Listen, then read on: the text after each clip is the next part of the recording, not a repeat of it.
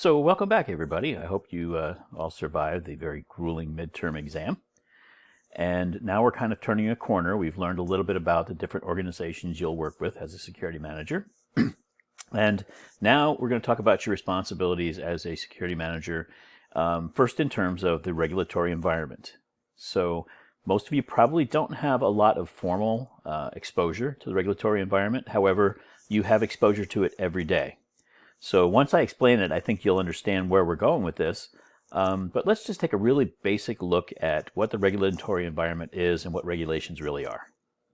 So first I want you to think about a world without regulation at all. Now, when I talk about regulations and laws, we'll stay away from things like murder and assault. Those types of laws are criminal law that generally everyone accepts that you should not be able to go out and murder someone, no matter how much they make you angry. But regulations are generally associated with administrative law. So there are a variety of government organizations at every level that have administrative law capabilities. So if you look at somebody like maybe the FCC, they will tell you that you can't operate a radio station without a radio station license. And they do that because maybe lots of people would start radio stations to play the music that they prefer. And all of a sudden the airwaves get jammed and we can't get information through when there's a national emergency. So administrative laws, like those with the FCC, tell us that not everybody can have a radio station. Same is true with things like seatbelts, right? There's a law that says you must wear a seatbelt. There is a regulation that says what that seatbelt must do. So if you can imagine that we didn't have an administrative law about what a seatbelt must do, one car manufacturer could put a seatbelt in that would stop a 300-pound man from going through the windshield on an abrupt stop, which is about what a seatbelt should do, right? Another one could make it out of paper and save a tremendous amount of money, making their car cheaper and potentially selling more cars. Or they could do it in such a way that you really wouldn't see it. So instead of the airbags coming out at a certain speed and in a certain size, you hit that abrupt stop and the airbag deploys and it comes out the size of a small balloon and it's about that thickness. You wouldn't even know that that was going to happen until you made the abrupt stop. But administrative laws and regulations prevent that from happening. There's often security components to such regulations, and sometimes they're hidden. And so, those of you who are homeland majors or minors probably understand that, there are very strict homeland security rules or regulations, laws about how you do certain things, be it immigration or weapons or trafficking in arms. All those types of regulations are very clear and very security centric. In the corporate world, the regulations often are buried in other things. So there could be a regulation. In fact, there's a banking regulation you'll look at in the reading this week that tells you how a bank must secure certain things. But you would never think to go look at that because banks are primarily, their core business is money and money management, right? The security parts that are hidden in it. And many, many other industries have the same type of environment. So you have to understand that the security regulations and standards that we'll talk about, and trade secrets even, won't be directly related to security. You have to use your ESRM partners to get in there and find out what those are. Then there's some voluntary standards, compliance programs that give you an edge as a business. So we talked about underwriters' laboratories one week, and there are others, right, that you join, or that you say, I'm going to build this to a certain standard, right? And when you say that and you show that and someone else proves it, then people have confidence in your product. So we'll go back to cars again. For many, many decades, the Volvo was considered the safety standard of an automobile. If you wanted the safety mobile, you bought a Volvo. I don't know whether that's still true or not, because I think things have kind of evened out and many are really building safety into vehicles because it's a smart way to do business. But for years they did that. But they were meeting the same regulatory requirements as everyone else. What they did was they went out and hired independent firms to test the safety on their cars, to do the crash test dummies, right, that we all see on TV, and to rate themselves against others to show that they had done it a little better. That was a voluntary standard. They had to meet the minimum standard, just like Ford and Chevrolet and Cadillac and everybody else. They just showed that they went above and beyond and had an independent laboratory certify that they did that. That was that standard they decided to meet that was set by that independent lab. Then there's some internal controls that really define your business. Those might be trade secrets, ways you do things that make you unique and customers appreciate that uniqueness, right? We'll talk a little bit about fast food restaurants, right? Kentucky Fried Chicken, they're 11 herbs and spices. When you go to a Kentucky Fried Chicken, that's what you want to taste. You don't want to go to one and taste something that you're used to and then go to the next one and it's kind of a stewed gelatinous mess, right? You want it to be standardized, and they use those internal controls to do that. So the regulatory environment really involves those things: regulations, standards, and internal controls. So a caveat before we do our definitions, and these definitions are really important, make sure you understand these, but sometimes you will find a regulation that's referred to as a standard in its title. I wish governments wouldn't do that, but they do, and they're free to do so, right? There's nothing that can stop them, so they're free to do that. But if we look at our definitions, a regulation has a clear legal consequence, okay? You could go to jail if you don't obey a regulation, and including as a business, as a representative of a business, as a security manager. If you do certain things, certain regulations, you violate them, you can be imprisoned. You're not protected because you're part of the company. If you took the action on your own, you will pay the price on your own, right? Almost always based on a national or state level, sometimes local, but for the most part, a nation or a state will do that, not just the U.S., but other nations as well. Then we have standards, and they have operational consequences. So you're not going to go to jail for violating a standard in this definition, right? The penalties are often kind of wishy-washy, right? In some markets, if you, like with lamps in the U.S., when you sell lamps in the U.S. for years, you needed that Underwriter Laboratories seal. To run a dispatch center for a profit, right? If you're going to be monitoring alarms in people's houses and businesses, you need that Underwriter Laboratories certification in order to get your license to do the business. It's a standard, it's an independent standard, and you must have that standard in order to get your license, right? And a lot of times we will use those standards so that we can bridge international laws. So for many years, if you bought a car that was made in the UK, in England, when you brought it over to the US, you had to have the window glass changed because their glass standard was different than ours. Ours required tempered glass, theirs did not. So when you had an accident in a car that was made in the UK, the glass would not go into those little pebbles, if you will, like it does with a windshield. You've seen a windshield break. Now they're laminated, so it all kind of sticks together. But even before lamination, when they broke, they would just kind of crumble into little non-sharp pieces. The ones in the UK, when they would go into glass shards and be like shrapnel, right? So the U.S. standards bridged international shortcoming, if you will. So we have regulations, clear legal consequences, penalties for noncompliance are very clear. You know, if you violate this, you can serve up to 5 years in jail and pay a fine of up to $10,000, whatever it might be, right? Forfeit, whatever. Almost always issued, in fact, always issued by a government, almost always national and state-based. Standards can be a voluntary thing that you sign up to do, but then you must do it, right? You want a competitive edge over someone else, so you say, I'm going to manufacture my products to this standard. And finally, there's internal quality controls. You self-define those, right? You say that every piece of Kentucky Fried Chicken is going to have this balance of 11 herbs and spices. If you decide one day to do 10 herbs and spices instead of 11, you will not go to jail. Oh, somebody could probably sue you for false advertising, but that's not going to happen, right? That's kind of a one-off. For the most part, if you advertise that you're going to do something and you have internal controls to do just that, every iPhone is tested before it leaves the factory to make sure that it powers up. When you say that, people will buy an iPhone because they say, okay, I know I'm going to get good quality. It's one of the reasons. People buy them for many other reasons as well. But if you know that certain things are part of the internal controls, it gives you confidence in the product. So regulations, law-based. Standards, generally voluntary, but once you sign up for them, you must meet them in order to use that designation. And then internal quality controls, those things that set you apart from other businesses that you impose on yourself to say, I'm going to do it this way because it gives me a competitive edge. So after all that, we know regulations are essentially administrative laws. Standards are things that you sign up and say you're going to do, and doggone it, you better do it or you will lose your designation on that standard. And internal controls are those things that you do to set yourself apart as a business and you do it the same way every time because that's what gives you that competitive edge. But let's put them into context and kind of look at what they do, how they operate, and why they're important to you. Really simple example here. If there were no regulations, could you have any confidence when you bought clothes? So let's just say an inch. We all know what an inch is. Let's just say in Pennsylvania, an inch is the same inch you've seen forever, but in New York, they decided an inch is about half that size. They just decide they're going to have a law that says, inches, whatever you want to call it.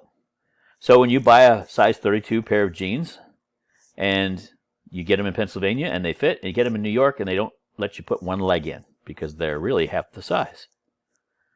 How would you know when you'd have to buy everything in Pennsylvania where the regulation said an inch is an inch, right? But what if an Erie inch was different than a Pittsburgh inch, right? It could be that those things could happen. Weights and measures are a great regulation-based example here. You know that when you buy a pound of sugar, that you're buying 1 pound of sugar. It weighs 16 ounces, dry weight, right? When the sign says 100 miles to Philadelphia, then you know that you've got 100 miles to drive. You know at about 70 miles an hour, it's going to take you about an hour and a half to get there, and you can do your calculations. Regulations ensure compliance with the laws and ensure that we're all protected in a uniform way. That's the big thing about regulations. They really are written for protection. Now, some of them look like they are rather silly sometimes when you look at some regulations, but the basis of regulations are to protect us and to keep everything standardized in a way, in a legal way, so that we all have confidence in the things that we buy that are produced for us. So some examples of regulations. The Americans with Disabilities Act, right? That regulation was put in so people with disabilities could reach things and access things in a fair way, right? I could put as a security manager, I can put a card reader on the wall. Most people at least in the U.S., I would say, are between the height of 5'5" and 6'2". I think that's probably, some people a little shorter, some people a little taller, but that's about right. And if the 5'5" person is my average, they stretch their hand up, they can go to about 6 feet, 6'1", whatever, I guess, probably a little farther than that, maybe 6'4". So if I want to mount a card reader at 6 feet off the ground, that should be accessible to everybody. My 5'5" person can reach it. It's right at eye level for my 6-foot person. You just got to reach down slightly for that 6'2", 6'3", 6'4". Everybody's happy, except for the guy in the wheelchair who can't reach that high. The American with Disabilities Act was a regulation that came about to tell us, as a security manager, in fact, that we put a card reader no more than 30 inches off the ground, right? Chemical Facilities Anti-Terrorism Standards, and be careful of the wording, like I said. It really is a regulation. Government calls it a standard. I can't get them to change it.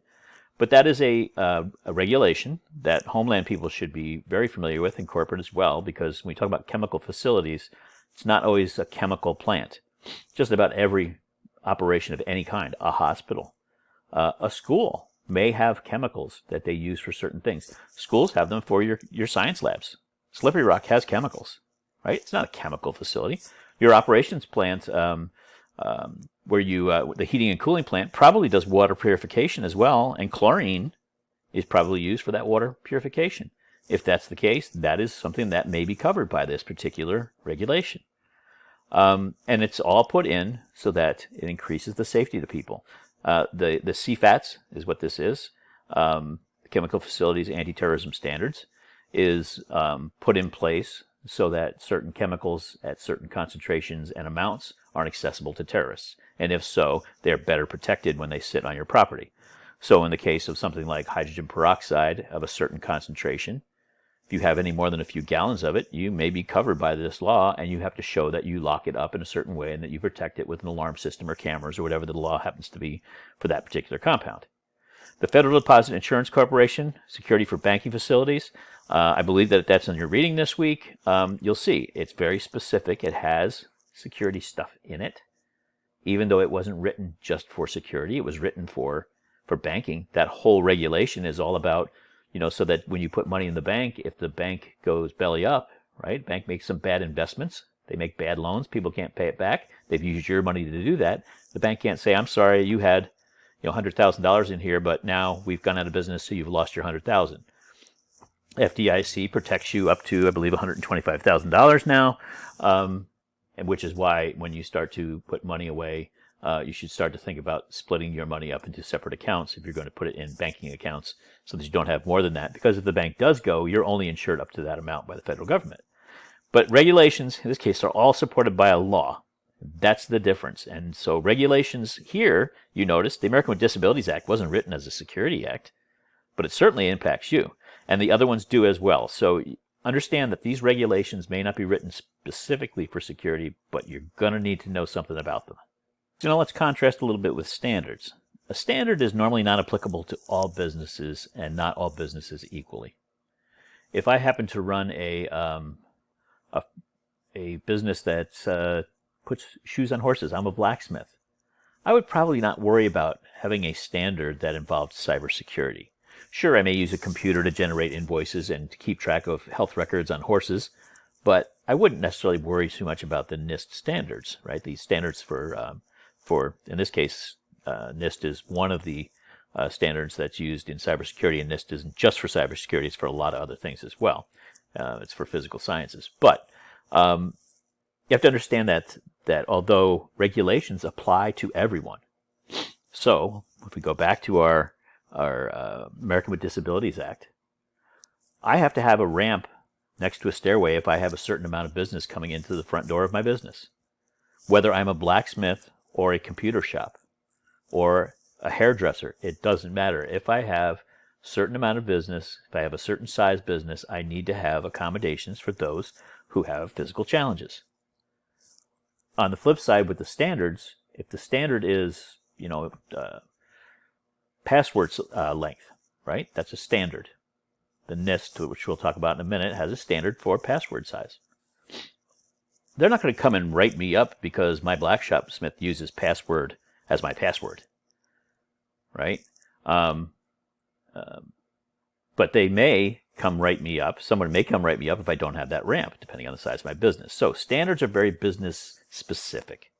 Okay, compliance is generally voluntary. You don't have to obey most standards, true standards. You do it because it gives you a competitive edge, or because it makes sense for your business, or because other businesses that you might want to sell to say, I only deal with people who meet this standard. Okay? That's the big thing. In some countries, you may have to abide by the standard to do business with other countries. So, for instance, if, again, you are a computer company and you are going to do business as a consultant with the company that I work for, we will say we will give you access to our network to do that consulting, but you must abide by NIST standards for passwords. They must be a certain length and have a number of capital letters and small numbers and symbols and things. And if you can't show that that's a standard that you have embedded in your business, then we won't hire you as a consultant. So it might give you that competitive edge and allow you to do business with more customers. It can be as important to a business as the legal regulations if you're talking about revenue, because if you don't meet a standard, people won't necessarily do business with you. I won't buy a lamp unless it has a UL sticker on it because I want it to be safe for my family. So you lose business if you don't have one. You don't have to, if you're a lamp maker, do that necessarily, but I'm not going to buy it. Standards are not supported by federal or state law, but they may be used to comply with laws in other territories or countries. So, in order to sell a product made in, and you find this a lot in Soviet bloc countries, products for the longest time had less regulation. Tractors made in Belarus were not allowed to be sold in the U.S. because they had components on them that caught fire. They changed and they subscribed to a standard that tested them to the same testing standards as U.S.-based ones, made them in Belarus, and then were allowed to sell them. And they sold a lot of tractors in the 1980s and 90s made in Soviet bloc countries because they decided to meet the U.S. standard and have somebody certify that. So I think we all agreed that we wouldn't be comfortable if there were no regulations. You couldn't buy anything that was a standard size. If you bought a pound of sugar, it could weigh 3/4 of a pound. You'd have to carry a scale with you everywhere, right? You couldn't buy a pair of jeans without trying them on for sure because you wouldn't really know whether they were made in Erie or Pittsburgh and whether those inches were different. But what about standards? So the standards actually add quite a bit of confidence as well. So you're all paying for a degree, and a degree with value. But what if SRU was not accredited? Okay. Could you get a job? Excuse me. Could you get into grad school? Could you get financial aid to come to school? The Middle States Commission on Higher Learning is the body. It's a non-government body, and it accredits universities in our part of the country. There's a southern states. There's I don't think it's western and eastern. They're called something else. I can't remember what they are. But there's 4 commissions, essentially, that cover the east, northeast, the south, the middle states, and the west. And those accrediting commissions have on them the deans and highly ranking professors from various universities, and they come in and do a review of the university to make sure it meets certain standards. And if you meet them, you get accreditation. And if you get accreditation, you're eligible to get financial aid from the government. Without accreditation, you wouldn't get it. You would apply, and you would put down the name of the school you were going to, and they check, and if that school is not accredited, you are not eligible for financial aid. If you get a degree from a non-accredited school because you paid for it yourself and you decided to do that, and you apply to grad school, they're probably going to say no because they're not sure of the quality, right? And if somebody is really looking for somebody with a specific degree for a job, and they find you went to a non-accredited university, they will probably say you don't meet the requirements for a bachelor's degree. There was a school called Bryan State University. I don't remember what state it was in. I think maybe Ohio, but I'm not positive. But it was not accredited, and students continued to go there. And they basically didn't get any financial aid, but Bryan State was more than willing to give them loans because they actually had an agreement with a loan company. So students were all going there on loans, and they were graduating and finding out that their degree was pretty much worthless because the school was not accredited. It was at one time. It lost its accreditation, and therefore everybody that was there had to switch to loans. It's nothing that you ever want to do, and it's nothing you have to worry about at SRU because the accreditation at SRU is solid, and it's in a constant state, quite frankly. In case you didn't know this, there are people right now working on accreditation, even though it only comes up every couple of years to get reaccredited. There are people that work on it on a regular 40-hour-a-week basis at SRU to make sure that we don't lose accreditation so that you don't lose the value of your degree. So would you be confident if we didn't have standards? I wouldn't be if I were you, because you're buying a degree essentially that has an accreditation that is a standard, and it's the thing that tells employers that it has value, that it's been tested, that it's been examined by someone who knows what they're doing and says it works, it meets that standard. So some examples of some standards. The National Institute of Standards and Technology, NIST. It's a non-regulatory government agency. So they can't make administrative law. They can't make regulations. But they develop metrics and standards to help drive innovation in the U.S., right? If our innovations, if our inventors, if the people who are making products all do them to a higher standard, it is better for our economy. Those products have more value around the world. Again, think about some of the products you can buy, and if they're made in the U.S., some people say they have better quality. Many times it's because they meet a certain standard. We'll go back to those lamps with the UL listing. If you buy a lamp without a UL listing somewhere in, Sub-Saharan Africa, not counting South Africa, you will tend to find products that don't have the standards, right? If you find the products at all. I would not buy a lamp and bring that in my house because there's a danger of fire. It has not been, the design of that lamp has not been tested and proven to show that it does not catch fire. So, NIST is a government agency that helps develop those types of standards and will give you that seal of approval. You don't have to do it. Now, I used NIST as an example of passwords. When you go somewhere and it says, okay, enter your password, think of a password, right? And you have to put in 27 numbers, 31 letters, an exclamation point, a couple of quotation marks, and symbols that you've never seen before, right? I think one of the big ones was Homeland Security, actually. If you have any kind of a clearance in Homeland Security, they're going to give you a password requirement that's longer than anything you're ever going to use, right? Sometimes they'll even make them up for you and just embed the thing. NIST is the one who sets the standards for things like that. But it gives assurance to people that the accounts you're going into with that password are more secure. So NIST does passwords, but don't get confused. NIST does a lot of other things besides just passwords and cybersecurity type things. They also do metrics and standards for science going on all around the U.S. The International Organization for Standards, okay, which is really odd because they do the ISO standards, ISO, even though it's the International Organization for Standardization, right? The name is the initials used, right? Is the acronym used is not the same as the initials. It's an independent, non-governmental organization which has standards for just about everything. So when you go to buy equipment for your security program and it says it meets ISO standard whatever, you can go look up that number and it will tell you what tests that particular material or thing you're going to buy can pass. So you know that it's, rated for heat, it's rated for fire, it's rated for explosion perhaps, depending on where you're going to put. So cameras that have a certain ISO designation to them for explosives aren't really, people say they're non-explosive cameras. Doesn't mean they don't blow up, it means they don't cause explosions. The internal workings are sealed such that they don't create a spark.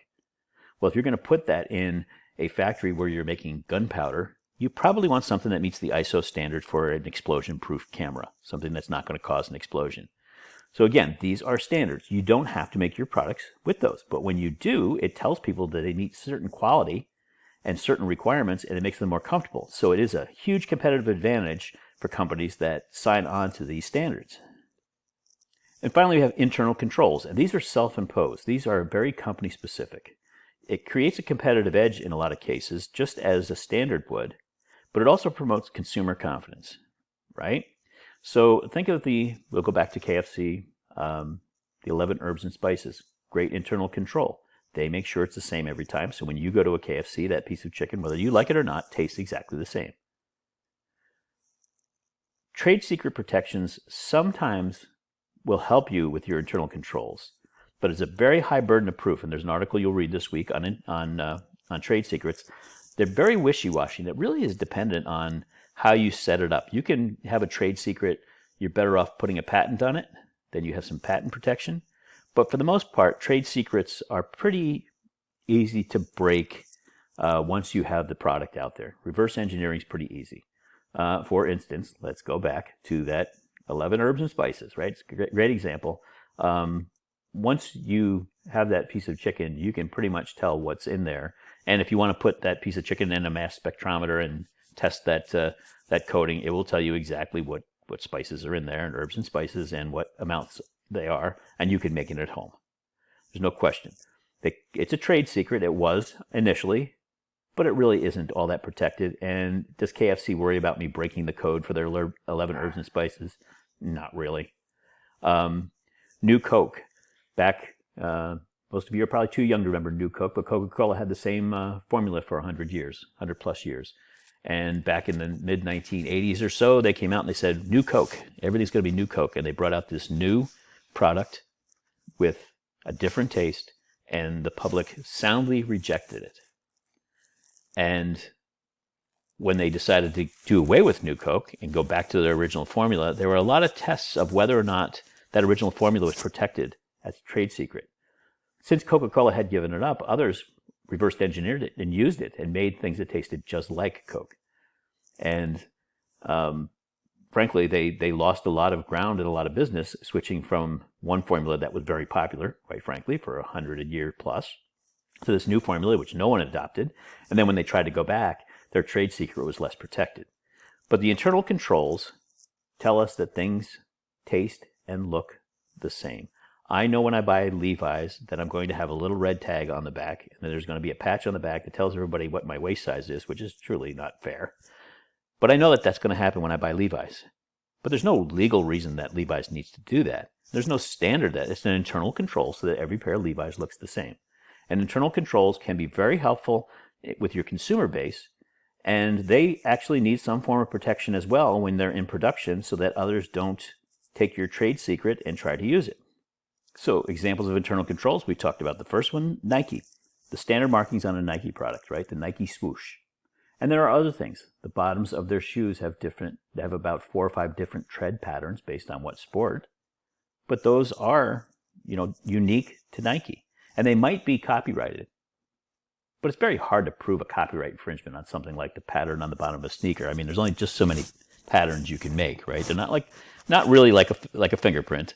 I mean, you've either got the ones like you have on hiking boots or the ones like you have on certain shoes, or they're smooth on the bottom. You know, what about a shoe like, gosh, I'm trying to think who makes shoes with a smooth bottom. Minnetonka moccasins have a smooth bottom.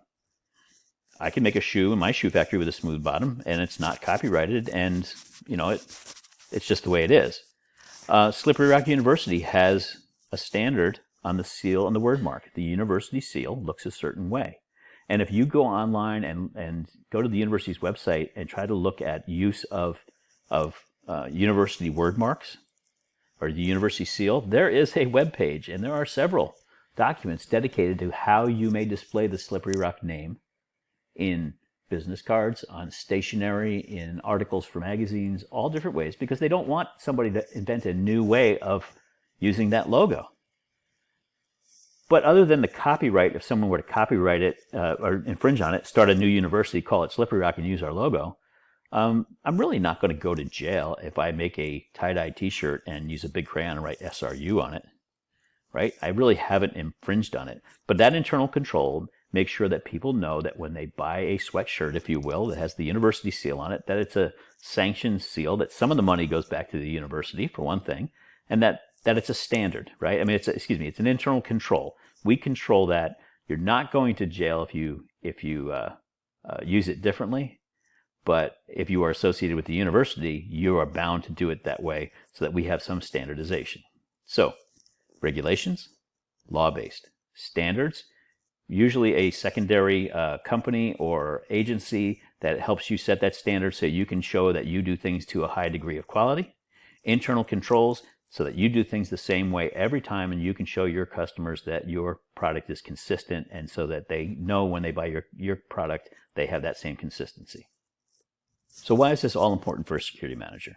Well, there's a very high likelihood that you're named somewhere as the legally responsible person for carrying out a regulation somewhere. So in hospitals, there is a regulation on the control, obviously, of controlled drugs, right? I mean, a hospital has fentanyl. We all know what fentanyl is, right? It is a synthetic heroin is what it is, quite frankly. And but it is used in the medical community and used a lot in surgeries. Well, your hospital, if you are the security manager of the hospital, has fentanyl, has to protect it in a certain way in accordance with the 21 CFR Part 1300, which tells you how you protect controlled drugs. Somewhere in an internal document, someone has said the security manager will certify annually that it's being stored correctly, or something like that. Okay? Someone named you in an internal document that you're going to do something, and you will never know it unless you ask. For that reason, you need to understand all the regulations that govern security practices and other practices for your organization. If you don't know what regulations your organization falls under, you'll never be able to look to see if there's a security component that somebody has tagged your name to. Same with standards and internal controls. They may not be as specific to security functions, but there could be security components that you've been named in. For instance, an internal control in certain pharmaceuticals is that our packaging will look the same. We don't want our packaging to look any different on any time you buy our product. Why? Well, first off, because counterfeiters counterfeit pharmaceutical products all the time. They put them in different cartons, and if you go to the store or if you're buying it, on a street corner from a vendor in some foreign countries, many foreign countries, you go to buy aspirin, you're buying it from a street vendor, right? And you look at the packaging, you say, that doesn't look like the packaging for Bayer aspirin at all. I know that it's yellow and it has a little cross on it, and it doesn't look like this at all. I'm not going to buy that. It's probably counterfeit. But if the packaging looks right, you're better off to buy it, right? You're more likely to buy it. And so those internal controls may say that the packaging for that aspirin gets protected just as well as the aspirin does, because we don't want that packaging going out and being used by those people to put fake aspirin in the box and sell it to you at a big profit. You need to understand the standards and internal controls across your enterprise, and they really might surprise you. And there's really only one way to do that, and I think you know how. So how do you know what you don't know? You have to ask. And when you ask, it's really the same thing as that ESRM model. It's paying big dividends now, because you're going to take the opportunity to meet with everybody, talk about their risks. Now you've opened up a conversation with them, and you can ask them about what things in their organization have a security flavor to them. right? Part of that risk assessment that you do needs to include the regulatory, the standards, the internal quality controls, and identifying what those are to see if there is a security component.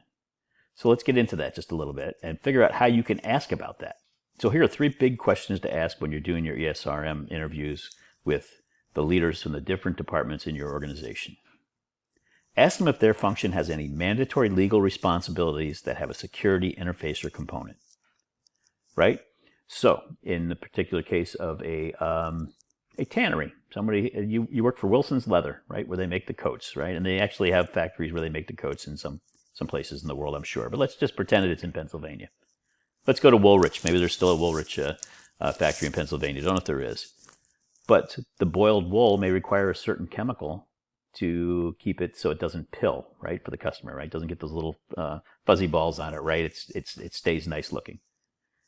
When you talk to the person in operations, or you talk to the person in the engineering department that takes care of or the safety department, let's just say, that keeps track of the chemical stock, they may say, yeah, we use a certain acid in that mix, and we have 55 gallons of that acid out back. Now you can go to the regulations and say, is there anything that covers storing 55 gallons of that particular type of acid?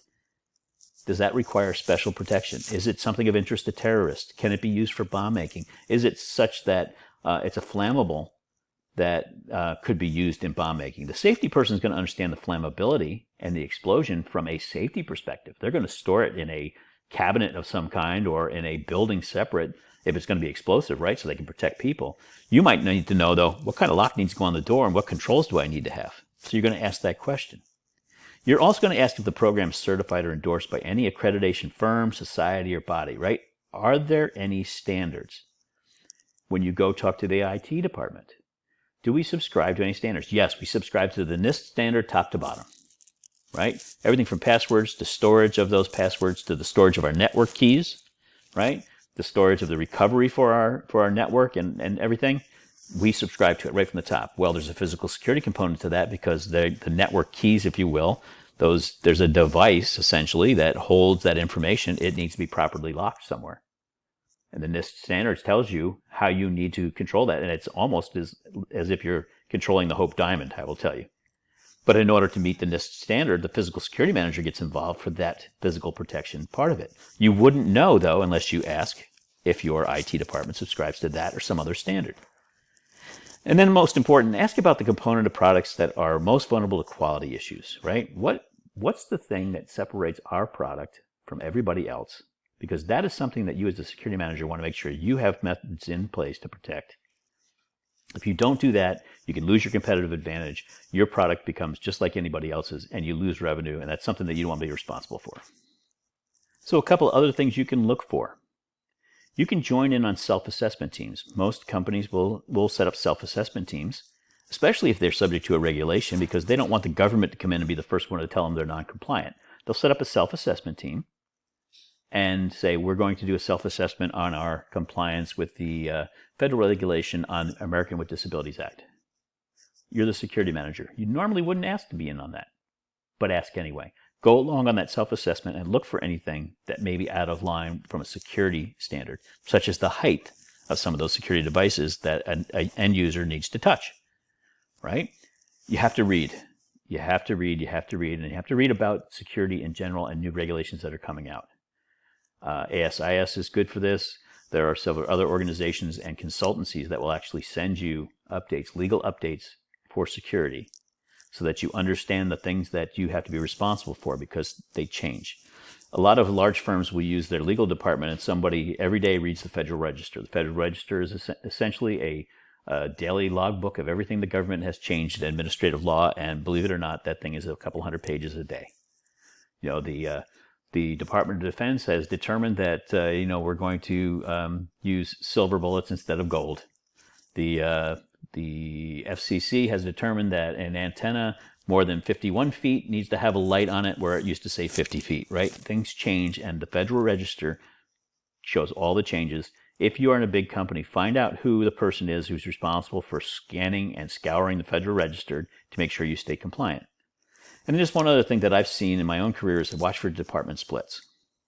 If a department used to be one way and now it's another. If they announce that the legal and the compliance department split, it's normally because there's some legal requirement and some compliance requirement that's regulatory based. That's the reason for the split.